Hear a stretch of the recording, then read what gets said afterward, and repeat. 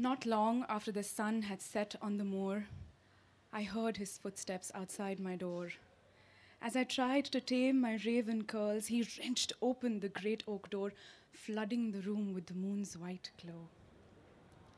I saw in him a hunger so fierce, I could see the warmth of his gaze pierce my heart, a fire unclenched deep down, searing my thighs under the black satin gown.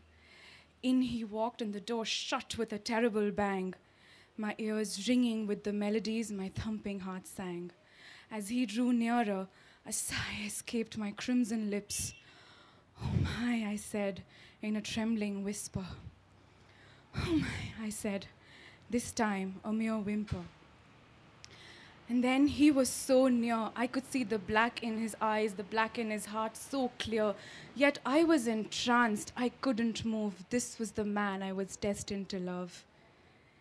He pulled me hard into an embrace and tugged at the belt that was made of lace. The gown parted and I was bare. His eyes roved over me. Trapped I was. I couldn't stop him, even though I suspected an unworthy cause.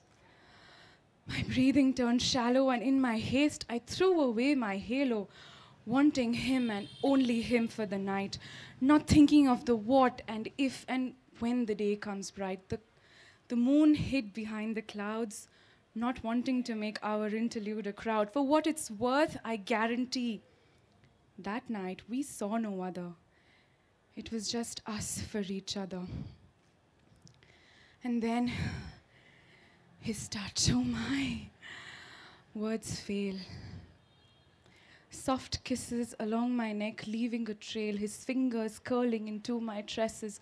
Never before had I felt such passionate caresses.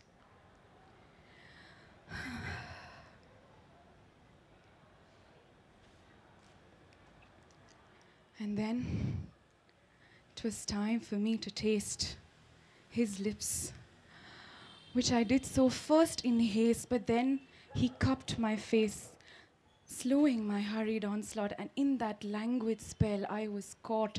Trembling fingers undid his buttons, the black in his heart all but forgotten. I submitted myself to pleasures new as I felt his raw muscle and sinew.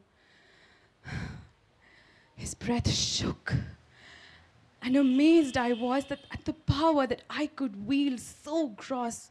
I waltzed with him towards the bed, pulling back the sheets of silk and satin as we sank into the mattress in reckless abandon. My hair he first undresses, soothing my wild, wild tresses. But what of my heart, I wondered? Can the wild in it be conquered? Thick, matted hair teased my aching breasts. A slow tingle I felt in my tangled nest. Somehow I tried to steady my reckless heart, but then he began to move south and a whispered sigh escaped my mouth. And then it was something else. Nothing I had ever felt. I felt him then, he was so much more. I felt him touch my very core.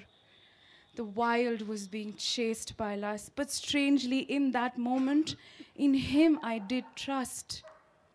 My thoughts were scattered into the night, and just as the dawn brought up the beaming sun, in each other's arms we came undone.